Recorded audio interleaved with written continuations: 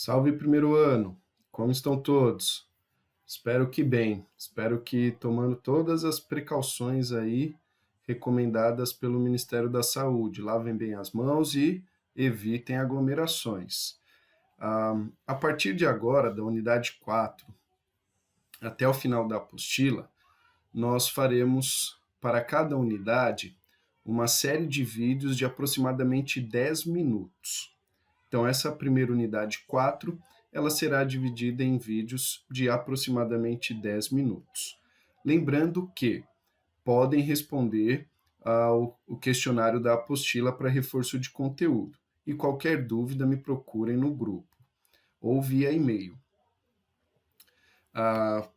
Peguem o caderno para vocês continuarem com o hábito de fazer anotações e peguem a apostila para vocês acompanharem as explicações. Então, nós já tivemos uma breve ideia sobre proteínas. Então, proteínas são compostos orgânicos, porque tem como base o átomo carbono, não um só, mas vários átomos carbono. Proteínas são macromoléculas, isso quer dizer que são moléculas bem grandes. A proteína é formada por uma unidade menor. Quem lembra o nome dessa unidade menor que forma a proteína? Quem? Os aminoácidos. Então, lembrando que uma proteína é formada por uma combinação aí de centenas de aminoácidos. Porém, o ser humano utiliza apenas 20 aminoácidos para fabricar essa gama enorme de proteínas que nós temos. Então, nas aulas passadas, nós já vimos algumas funções dos aminoácidos e vamos relembrá-las daqui a pouco. Então, como que eu formo uma proteína? Através de unidades menores, os aminoácidos. Os aminoácidos se unem a outros aminoácidos. E essa união, essa ligação, se chama ligação peptídica, porque quando um aminoácido se une a outro aminoácido, se forma um peptídeo, um dipeptídeo ou um polipeptídeo. Um aminoácido ele é formado por o carbono alfa, o carbono central, um grupo amina, então 2 átomos de hidrogênio ligados a um átomo de nitrogênio, um grupo carboxila, é um ácido carboxila, porque tem hidrogênio nessa molécula, então é o grupo carboxila, porque tem carbono ligado a oxigênios, então carboxila, mas é um ácido por ter hidrogênio, e nós temos um radical. É o radical que vai determinar a diferença, que vai então diferenciar um aminoácido de outro. E esse radical tanto pode ser orgânico, então ter átomos de carbono no radical, como inorgânico, como, por exemplo, a presença de apenas um átomo de hidrogênio aqui neste radical. E isso vai diferenciar um aminoácido do outro. Então, vejam aqui, ó, o grupo amina, o grupo carboxila e o radical, tá bem? E aqui nós temos exemplos de alguns aminoácidos diferentes. Então, a glicina tem o radical hidrogênio.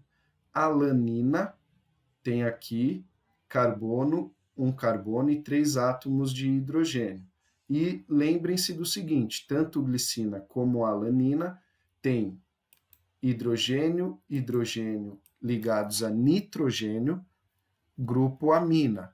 E aqui o grupo carboxila, oxigênio, oxigênio ligados ao carbono e o átomo de hidrogênio formando o ácido carboxila. Beleza? Então, reparem que essas partes, o carbono alfa, o central, o grupo amina e o grupo carboxila, estão presentes em todos esses aminoácidos. O que vai mudar de um aminoácido para o outro, então, é o grupo carboxila, que reparem, o grupo radical, que reparem, vai ficando cada vez maior. Tá bem? Os tipos de aminoácidos. Existem os aminoácidos naturais e os aminoácidos essenciais. Os aminoácidos não essenciais ou naturais, o próprio organismo produz, e são 11 dos 20 que o ser humano utiliza. Então, dos 20 aminoácidos que nós utilizamos para a fabricação das inúmeras proteínas que nós temos, 11 são não essenciais. O nosso próprio organismo produz. Mas como que o nosso organismo produz esses aminoácidos? Através dos aminoácidos essenciais. Esses aminoácidos nós só obtemos através da alimentação. Então, nós precisamos comer alimentos ricos em proteína para que essas proteínas se transformem, depois de digeridas, em aminoácidos, e a partir desses aminoácidos essenciais, que são 9 dos 20, nós sintetizamos os não essenciais. Então, essa é a diferença entre aminoácido natural e essencial. O natural o corpo produz, mas produz a partir do essencial. O essencial a gente só obtém através da alimentação. Então, como é o nome dado à ligação entre dois aminoácidos? Ligação peptídica. Essa ligação vai acontecer entre o grupo carboxila de um aminoácido, do aminoácido 1, e entre o grupo amina, do aminoácido número 2.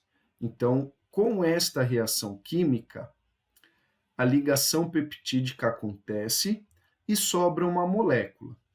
Qual é a molécula formada por 2 átomos de hidrogênio e 1 de oxigênio? É a molécula de água. Beleza? Então, sempre que ocorre uma ligação peptídica, sobra uma molécula de água dessa reação. Tá bem? E aí formam os dipeptídeos. E aí, quando um dipeptídeo se liga a outro dipeptídeo, vai formando o polipeptídeo. Poli quer dizer muitos, então muitos peptídeos, até formar a proteína. Beleza?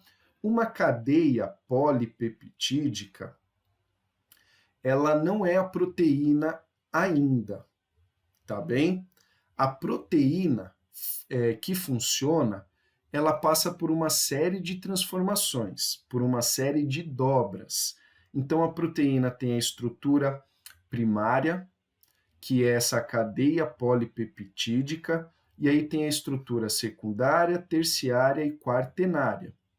Quando a proteína se encontra na estrutura quaternária, que essa cadeia polipeptídica se uniu a outras cadeias polipeptídicas secundária. Essas cadeias polipeptídicas foram sofrendo uma série de dobras devido a afinidades químicas entre os aminoácidos, ela vai chegar até a estrutura quaternária. E é na estrutura quaternária que a proteína apresenta uma função.